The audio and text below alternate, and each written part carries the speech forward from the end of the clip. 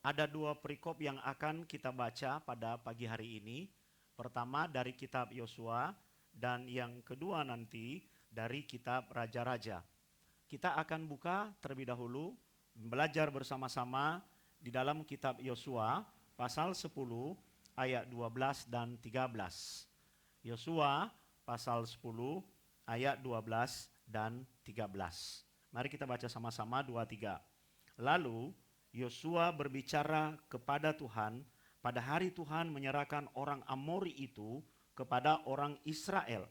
Ia berkata di hadapan orang Israel, matahari berhentilah di atas Gibeon dan engkau bulan di atas lembah Ayalon.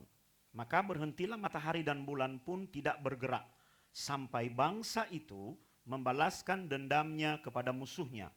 Bukankah hal itu telah tertulis di dalam kitab orang jujur? Matahari tidak bergerak di tengah langit dan lambat-lambat terbenam kira-kira sehari penuh. Itu bagian yang pertama. Dan bagian yang kedua, mari buka kembali dalam 2 Raja-Raja pasal 20. 2 Raja-Raja pasal 20. Kita akan baca dari ayat 1 sampai ayat yang ke-6. 2 Raja-Raja pasal 20 ayat 1 sampai ayat yang ke-6. Pada hari-hari itu Hizkia ngapain di situ? Jatuh sakit dan hampir mati. Lalu datanglah Nabi Yesaya bin Amos dan berkata kepadanya, beginilah firman Tuhan, sampaikanlah pesan terakhir kepada keluargamu, sebab engkau akan mati dan tidak akan sembuh lagi. Stop sebentar. Kira-kira kalau ada firman Tuhan datang kepadamu dan bilang seperti itu, bagaimana saudara? Seperti menerima vonis hakim. Sudah nggak bisa diapa-apain lagi. Hari ini engkau mati dan tidak akan sembuh. Loh, kita harus siap loh dengan situasi yang seperti ini. Kita harus siap loh. Karena yang memiliki kehidupan kita bukan diri kita, tetapi Tuhan sendiri. Kaget loh, kalau Abuna digituin kaget. Ini apa-apaan ini? Kita lanjutkan dulu, kita lihat ayat yang kedua. Lalu Hizkia memalingkan mukanya ke arah dinding dan ia berdoa kepada Tuhan. Memalingkan muka ke arah dinding itu seperti ini saudara. Jadi sebelumnya dia menghadap ke orang atau menghadap ke publik, lalu dia berbalik menghadap dinding. Begini. Kenapa dia memandang dinding itu? Supaya orientasinya berubah. Supaya dia terpusat pada satu titik. Kalau memandang dinding, matanya nggak kemana-mana. Karena walaupun matanya kemana-mana, yang dilihatnya cuma apa? Dinding. Betul toh? Biar fokus. Kita lanjut ayat yang ketiga. Tuhan, ingatlah kiranya bahwa aku telah hidup di hadapanmu dengan setia dan dengan tulus hati, dan bahwa aku telah melakukan apa yang baik di matamu. Kemudian menangislah Hizkia dengan sangat. Tetapi Yesaya belum lagi keluar dari pelataran tengah, tiba-tiba datanglah firman Tuhan kepadanya. Baliklah, jadi rupanya tadi Yesaya datang menyampaikan, Tuhan bilang, kamu tidak akan sembuh dan kamu akan mati. Lalu setelah mendengar perkataan itu, Yesaya memalingkan orientasinya. Tidak lagi fokus kepada publik, tapi dia fokus pada Tuhan dan dia berdoa. Nah, setelah dia berdoa, tiba-tiba firman Tuhan yang kedua datang lagi kepada Yesaya. Sekarang kira-kira kalau Anda adalah nabinya, Anda tidak takut dituduh pelin-pelan. Tadi barusan bilang A, sekarang bilang apa? B. Belajar, ini namanya menjadi saluran isi hati Tuhan, saudara. Opini kita tidak boleh mempengaruhi apa yang akan kita sampaikan. Apa kata Tuhan kepada Yesaya untuk disampaikan? Baliklah. Berarti Yesaya pada waktu itu sudah meninggalkan Hizkia. Sekarang baliklah, balik kanan. Kembali ketemu dengan Hizkia dan katakan kepada Hizkia, raja umatku. Beginilah firman Tuhan, Allah Daud, bapa leluhurmu. Telah kudengar doamu dan telah kulihat air matamu. Sesungguhnya aku akan apa saudara? Menyembuhkan engkau dan pada hari yang ketiga engkau akan pergi ke rumah Tuhan. Berarti ini terjadi di istana Raja Hizkia. Lihat ayat ke-6. Kita baca sama-sama. 2, 3. Aku akan memperpanjang hidupmu 15 tahun lagi. Dan aku akan melepaskan engkau dan kota ini dari tangan Asyur, Raja Asyur. Aku akan apa? memagari kota ini oleh karena aku dan oleh karena Daud hambaku. Perhatikan, dua perikop yang kita baca. Yang pertama adalah Yosua dan yang kedua adalah Hizkia. Memiliki tema yang sama, meminta perpanjangan waktu kepada Tuhan. Katakan bersama dengan Abuna, perpanjangan waktu. Ingat nggak, siapa yang hobinya nonton sepak bola? Kalau dalam pertandingan final, sama-sama belum ada kesebelasan yang mencetak gol. Satu babak sudah selesai, apa yang dilakukan oleh wasit? Membuat pertandingan baru dengan perpanjangan waktu. Betul kan? 2 kali 15 menit. Kalau perpanjangan itu belum selesai, saya kurang tahu aturannya saudara, tapi ujung-ujungnya nanti kalau masih belum selesai, maka akan ada apa? Adu penalti. Itulah yang disebut dengan perpanjangan waktu. Artinya ada kesempatan berikutnya. Mari kita lihat dari dua perikop ini antara Yosua dan Hizkia. Pertama kita akan belajar melihat apa persamaan dari kedua peristiwa ini. Persamaan yang pertama, saudara, Yosua dan Hizkia berada di dalam sebuah situasi tertentu. Ini persamaan yang pertama. Betul? Apa situasi Yosua? Dia berada di dalam peperangan. Itu situasinya. Pada waktu itu, dia sedang menghadapi raja orang Amori, persatuan, koalisi. Abuna pernah khotbah ini, kalau nggak salah beberapa minggu yang lalu. Koalisi raja-raja Kanaan yang memerangi Yosua karena Yosua memihak kepada orang Gibeon. Lalu mereka bersatu, menyerang Yosua, berperang, dan terjadi pertempuran yang begitu sengit, tapi Yosua sadar. Dia hampir menang, belum menang, hampir menang, tapi berpotensi akan kalah atau tidak akan menang kalau perang berhenti. Di masa itu kalau perang dimulai itu saling berhadapan di lereng gunung, lalu nanti terjun masing-masing di sebuah lapangan atau bidang datar, ada aba-aba. Dan menjelang tengah malam atau menjelang sore, bukan tengah malam, sore, ada aba-aba lagi. Aba-aba yang pertama perang, aba-aba yang kedua perang berhenti. Besok kita lanjutkan, to be continue. Ya toh? Jadi terjadi perang, tas perang Yosua dengan orang-orang raja-raja orang Amori itu tentaranya. Tapi Yosua sadar bahwa sebentar lagi aba-aba berhenti akan berbunyi. Dan dia tahu kalau akan ada jeda di dalam perang ini dan dilanjutkan besok, maka raja orang Amori pasti akan mengumpulkan kembali kekuatan dan tentaranya. Jadi besok mereka pasti bisa lebih kuat. Tidak ada lagi kesempatan bagi Yosua untuk mengalahkan mereka. Setuju saudara? Tenaga akan direfresh, jumlah tentara baru mereka, karena itu kota mereka. Mereka akan pasti mengirim pesan ke kota masing-masing, segera kirim tentara tambahan. Yosua sadar bahwa jeda akan membuat dia kalah. Itu sebabnya dia berseru dan meminta kepada Tuhan. Tuhan, ini kalau berhenti aku bisa kalah. Jadi tidak boleh berhenti. Tapi matahari udah mulai turun.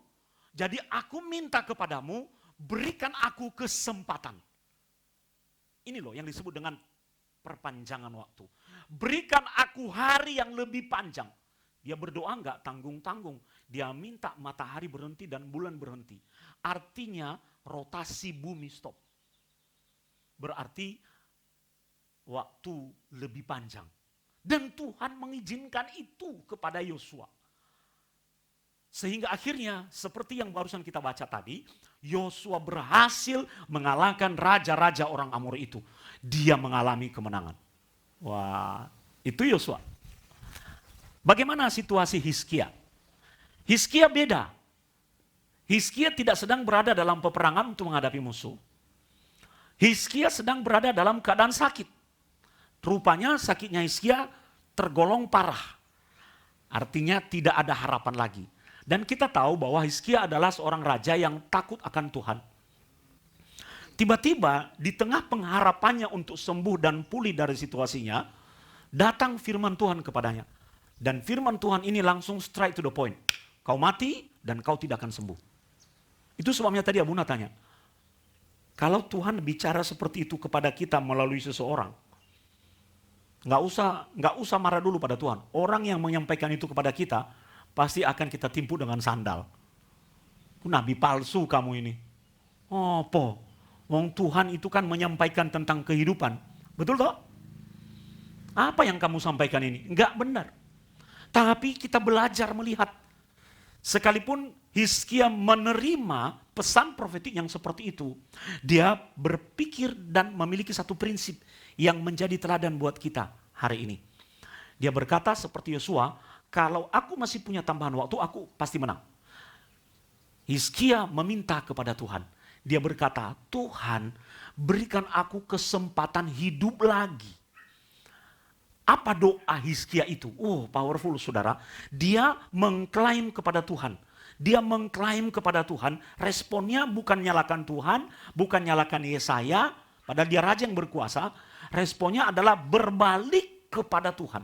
Dan di dalam doanya, dia berkata kepada Tuhan, Tuhan, ingatlah kiranya bahwa aku telah hidup di hadapan-Mu dengan setia dan dengan tulus hati. Dan bahwa aku telah melakukan apa yang baik di mata-Mu. Kalau Anda tidak rajin datang ke gereja, nanti Anda berada dalam situasi seperti Hizkia. Bagaimana Anda bisa ngomong pada Tuhan, Tuhan, lihatlah aku telah, apa yang pertama? Apa yang pertama? Setia. Kalau Anda tidak rajin berdoa, bagaimana Anda bisa mengklaim kepada Tuhan seperti yang dilakukan oleh Hizkia? Lihatlah Tuhan, aku rajin berdoa. Kalau Anda tidak rajin baca Alkitab, bagaimana Anda bisa mengklaim kepada Tuhan? Pak Chandra, kalau panas pindah loh Pak, situ bisa. Bagaimana Anda bisa mengklaim kepada Tuhan? Tuhan, aku telah setia baca Alkitab. Mari renungkan. Ini bicara secara personal di dalam hidup Bapak Ibu. Bicara secara personal. Hizkia didengar oleh Tuhan karena dia sedang mengklaim kepada Tuhan. Ini loh Tuhan yang aku lakukan di hadapan-Mu. Betapa pentingnya kesetiaan itu. Kesetiaan kepada Tuhan.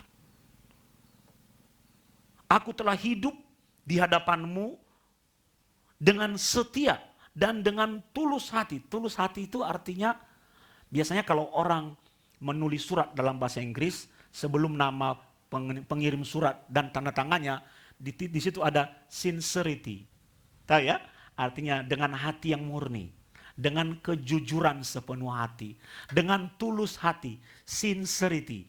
Kira-kira sincerity seperti apa yang Anda bisa berikan kepada Tuhan? Anda yang ada di rumah. Ya, coba renungkan ini baik-baik.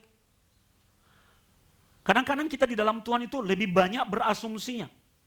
Hati kita tidak bersih di hadapan Tuhan. Ini yang patut kita renungkan pagi ini. Dan lihat kalimat terakhir dari doa Hizkia. Dan aku telah melakukan apa yang baik di mata-Mu. Berarti ini bukan klaim Hizkia sepihak. Dia menggunakan standar Tuhan di dalam kebaikan itu. Sebab apa yang baik menurut kita belum tentu baik menurut Tuhan. Aku melakukan apa yang baik di mata-Mu. Saudara, persamaan dari Yosua dan Hizkia. Mereka sama-sama berada dalam sebuah situasi. Hari ini Tuhan mau bicara kepada kita, entah situasi apa yang juga yang sedang kita hadapi, di mana kita sedang berada di dalamnya. Mungkin situasi perang seperti Yosua, mungkin situasi sakit penyakit seperti Hizkia, atau masing-masing kita memiliki situasi sendiri-sendiri. Saudara mengerti maksud Abuna? Yang bisa membuat kita keluar dari situasi itu adalah perpanjangan waktu dari Tuhan. Bahasa lainnya adalah Tuhan berikan aku kesempatan. Haleluya. Berikan aku kesempatan. Second chance. Kesempatan kedua Tuhan. Karena hidup ini sangat berharga, saudara. Orang kalau sudah mati hanya sebentar diingat lalu dilupakan. Itu sebabnya Bunda selalu katakan, hidup ini fana. Hidup ini fana. Hanya berarti selama kita hidup. Maka jangan sia-siakan hidupmu. Abuna selalu mengedukasi ini. Di masa pandemi ini, taruhannya nyawa kita dan nyawa orang lain. Jadi jangan sampai kita lengah. Satu-satunya yang membuatmu bisa bertahan adalah ini dan ini. dan ini. Jangan abaikan protokol itu karena itu yang membuatmu memiliki second chance.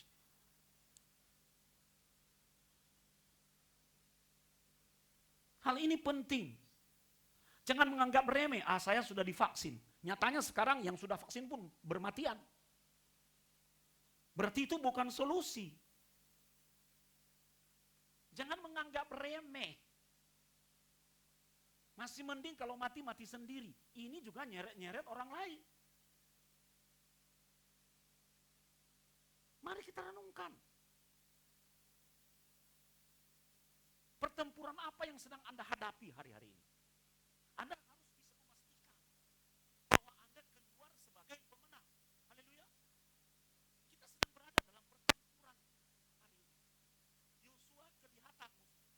Raja, orang Amori, tentara-tentara Kanaan. Kita musuhnya nggak kelihatan. Ini musuhnya kelihatan, bisa dihindari nggak? Kita maju ke sini, dia ada di situ, kita hindari. Ya toh? Nah ini nggak kelihatan. Tidak tampak. Jauh lebih berbahaya sebetulnya situasi pertempuran kita. Pertempuran apa yang sedang Bapak Ibu hadapi hari-hari ini? Anda yang ada di rumah, pertempuran apa? Ingat, jangan menyerah dalam setiap pertempuran. Yosua punya mentalitas pemenang. Orang kalau punya mentalitas orang kalah, belum bertempur, dia udah gemetaran. Belum bertempur, dia sudah underestimate dirinya. Itu. Anak-anak Tuhan, walaupun kita sedang berada dalam situasi peperangan yang jelas-jelas pandemi ini, dan mungkin kita masing-masing memiliki peperangan pribadi, jangan punya mentalitas orang kalah. Haleluya. Haleluya. Kalau Anda punya mentalitas orang kalah, Anda sudah kalah sebelum bertempur. Itu yang terjadi pada tentara Israel waktu Goliat mengintimidasi mereka. Daud berbeda, dia berkata, aku mendatangimu dengan bersama Tuhan. Jangan punya mentalitas orang kalah, miliki mentalitas pemenang. Mentalitas pemenang adalah ikut menjaga dirinya.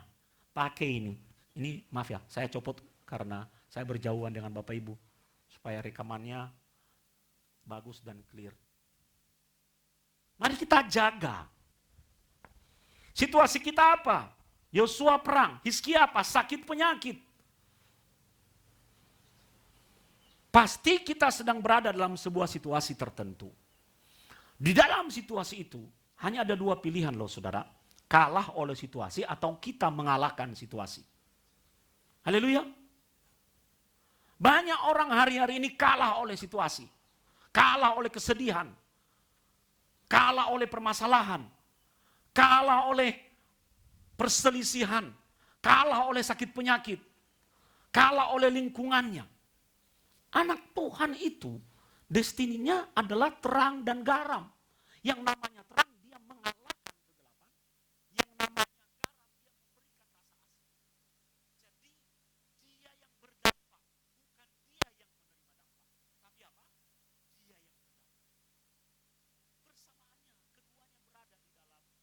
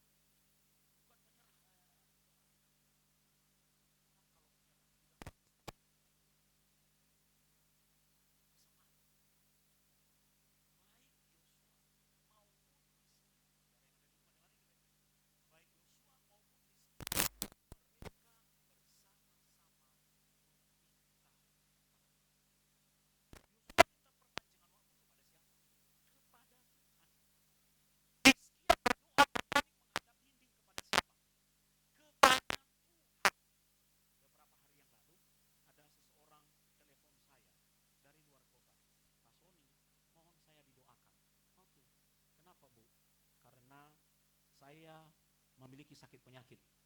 Dia tidak terlalu transparan terhadap sakit penyakitnya, tapi saya berkata, baik, saya akan berdoa buat ibu. Apa kata dokter? Saya tanya begitu. Dia berkata, hehehe. Itu kalimat pertama. Apa kata dokter mengenai penyakit ibu?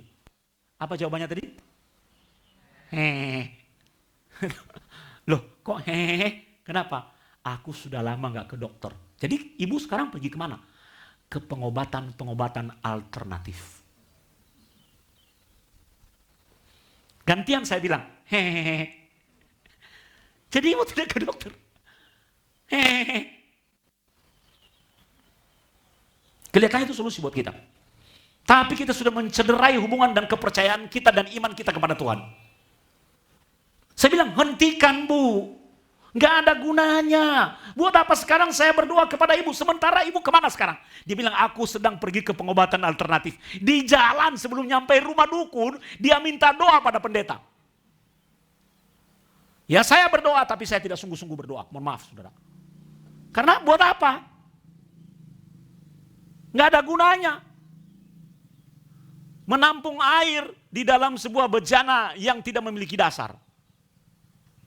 Saya tutup percakapan kami dan berkata, ibu harus balik ke rumah, tidak boleh lagi pergi ke situ. Kita sudah berdoa. Setengah jam kemudian dia WA saya, Pak Pendeta, setelah Bapak mendoakan saya, hatiku menjadi tenang. Oh pocoy. Kalau kita meminta kepada Tuhan, maka ingat yang selalu Abuna ajarkan, put your trust in God. Benar-benar percaya kepada Tuhan. Bagaimana Yosua bisa meminta matahari berhenti dan bulan berhenti? Karena dia tahu bahwa hanya Tuhan yang mampu melakukan itu. Haleluya. Bagaimana Hizkia bisa berbalik menghadap dinding dan berdoa? Karena dia tahu dari Tuhan sumber kehidupan. Hanya Tuhan yang memiliki kemampuan untuk memperpanjang hidup kita. Kita kan tidak pernah tahu kita ini bagaimana. Yang kita prediksi mati malah hidup. Yang kita tidak prediksi hidup. Yang tidak kita prediksi mati malah mati. Kita nggak pernah tahu. Makanya benar-benar melekat kepada Tuhan yang mampu menghentikan matahari dan bulan itu. Haleluya. Makanya benar-benar melekat kepada Tuhan yang memiliki kehidupan itu. Kalau Tuhan bilang, kau mati, mati. Kalau Tuhan bilang, nggak jadi mati, hidup dan sembuh. Dan 3 hari lagi engkau bisa datang ke dalam rumahku. Sampai hari ini Abuna nggak ngerti kenapa 3 hari ya. Abuna coba belajar kenapa. Ya sudahlah, hanya kata-kata penulis itu saja. Mungkin ada jeda proses penyembuhan itu setelah firman Tuhan nyampai sampai dia totally full recovery. Jadi dia mungkin bisa berjalan atau dia bisa pergi keluar dari istananya. Kita mesti melekat kepada Tuhan pemilik kehidupan. Apalagi dalam situasi seperti sekarang ekonomi bergerak gak karu-karuan loh saudara. Yang kita pegang siapa kalau bukan Tuhan? Bukan malah jor-joran meninggalkan Tuhan. Itu jor-joran meninggalkan Tuhan. Gak peduli. Ala krico apa, pendeta apa. Banyak yang seperti itu. Mari kita renungkan, saudara. Kalau kita mau matahari dan bulan berhenti, memang tidak bisa kita hentikan seperti Yosua. Tapi ini adalah perumpamaan buat kita, refleksi buat kita. Apa yang harus kita hentikan supaya kita memperoleh kesempatan untuk menang? Apa yang harus kita doakan supaya kita memperoleh kesempatan untuk hidup lagi seperti yang Hizkia lakukan?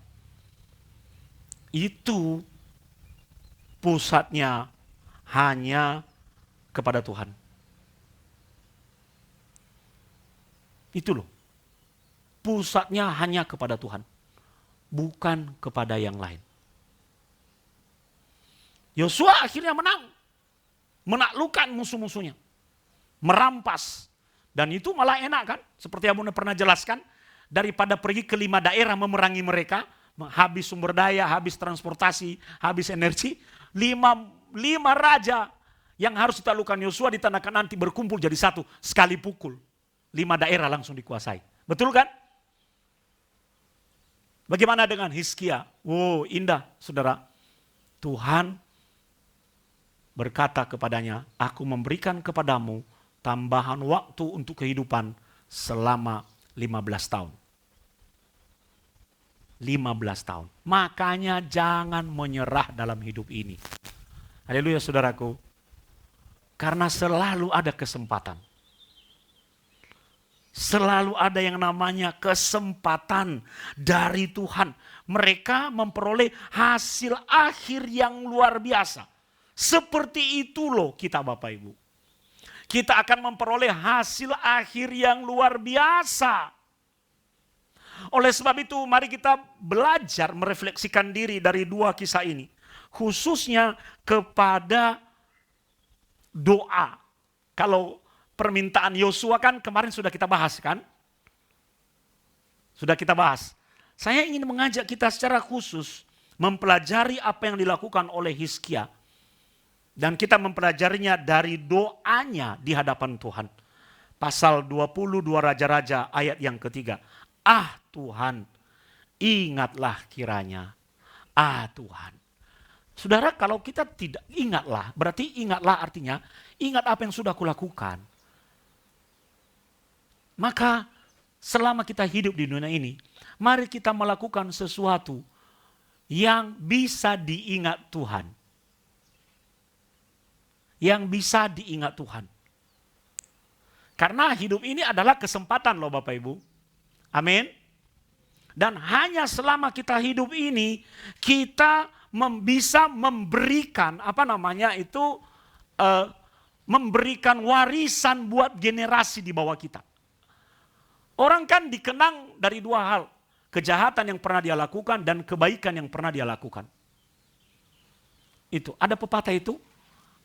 Gajah mati meninggalkan gading, harimau mati meninggalkan belang. Anda mati meninggalkan apa?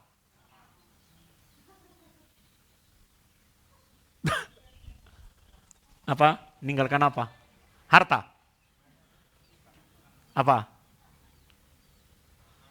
Nama. Nama baik. Jauh lebih berharga kata Alkitab. Berjuanglah untuk mendapatkan itu. Jangan sampai Anda nanti dikenal ketika Anda mati. Itu dulu kuburan orangnya tukang utang. Ini kita lewat ini. Ini dulu, tahu nggak? Ini dulu ya. Ini dulu ya. Itu orang sama Tuhan itu paling malas ke gereja nih orang itu. Atau pas lewat, dia punya utang loh sama saya. Sampai mati nggak lunas-lunas. Beda. Ini kuburan orang ini dulu, baik, orang ini baik sekali loh. Selama dia hidup, dia melakukan banyak hal, kebaikan, menolong, memberkati banyak orang. Orang ini dulu rajin sekali ke gereja. Itu bedanya. Apa yang membuat orang mengambil kesimpulan seperti itu saat kita ini masih hidup. Itu sebabnya Abuna katakan kepada kita semua, hidup ini adalah sebuah kesempatan. Abuna ini kan seorang peneliti, saudara. Jadi kalau mau meneliti harus membuat proposal. Ya.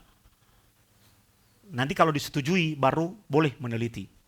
Doakan ya, Abuna lagi berjuang untuk meminta hibah penelitian dari 2 lembaga. Dan itu lumayan kalau dapat itu. Artinya namanya gitu loh. Sebagai dosen itu penting. Bukan dananya. Nah, kita membuat proposal.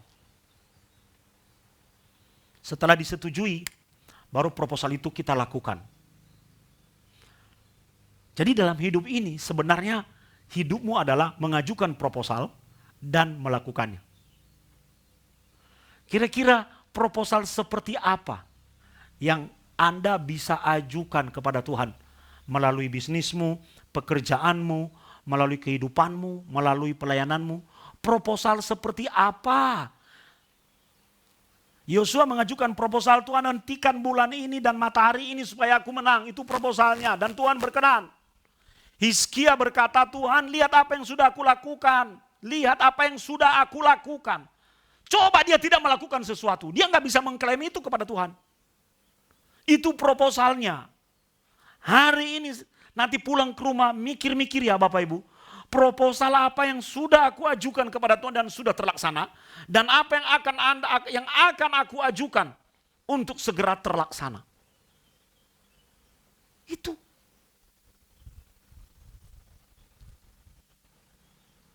Apa proposal kita?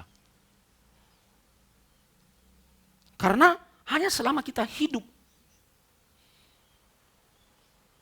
kita bisa berkesempatan melakukan hal-hal yang baik. Yang kelak sebenarnya Tuhan tahu. Tuhan tahu apa yang kita lakukan itu. Tapi itu menjadi bahasa kita untuk berbicara kepada Tuhan seperti dilakukan oleh Hizkia. Hanya selama kita hidup ini, kita bisa melakukan hal yang baik. Dan hanya selama hidup ini, kita bisa mewariskan sesuatu kepada generasi di bawah kita. Hanya selama kita hidup. Apa yang bisa Anda wariskan? Apa yang Bapak Ibu bisa tinggalkan sebagai ingatan tentang kita?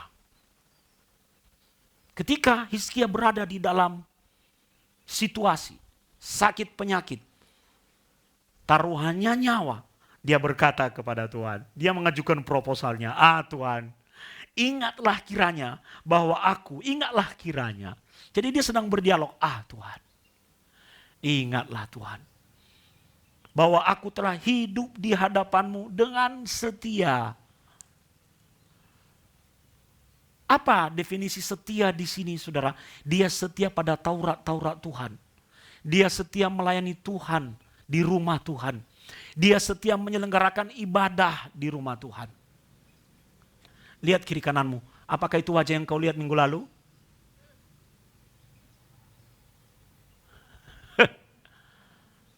Kecuali Silva yang baru datang. Lihat kiri kananmu. Setia. Bagaimana kita mengklaim Tuhan tolong kita? Dan dengan tulus hati, ingat tadi penjelasanmu tentang sincerity. Dan bahwa aku telah melakukan apa yang baik di matamu. Hanya itu loh saudara. Yang menjadi catatan penting buat kita. Selama kita hidup. Pak Dodi maju ke depan. Kita nambah daftar kebaikan kita. Amin. Nambah daftar. Nambah daftar kesetiaanmu. Nambah. Karena Tuhan itu tidak pernah berutang. Dan proses itu tidak pernah mengkhianati hasil. Betul ya? Kita setia, kita mungkin tidak sedang berambisi terhadap sesuatu hal. Kita lakukan bagian kita tanpa sadar. Nanti di bagian yang lain Tuhan ternyata bekerja karena melihat kesetiaan kita. Kalau kita sudah kuat di dalam pemahaman seperti ini, mau orang lain mengecewakan kita, mau hamba Tuhan tidak memenuhi standar yang kita harapkan, kita tidak terganggu kok saudara. Karena ini bersifat personal, hubungan kita dengan Tuhan. Ayo, yuk kita berjuang. Bapak Ibu yang ada di pelataran Tuhan hari ini, juga Bapak Ibu yang ada di rumah. Belajar dari apa yang dilakukan oleh Yosua dan Hizkia. Cara Tuhan bertindak kepada mereka itu khas untuk mereka. Tapi Tuhan yang sama yang menjawab doa Yosua, yang menjawab doa Hizkia adalah Tuhan yang kita percaya, yang akan menjawab setiap doa kita. Haleluya. Mari manfaatkan hidupmu. Mari bangkit berdiri saudara.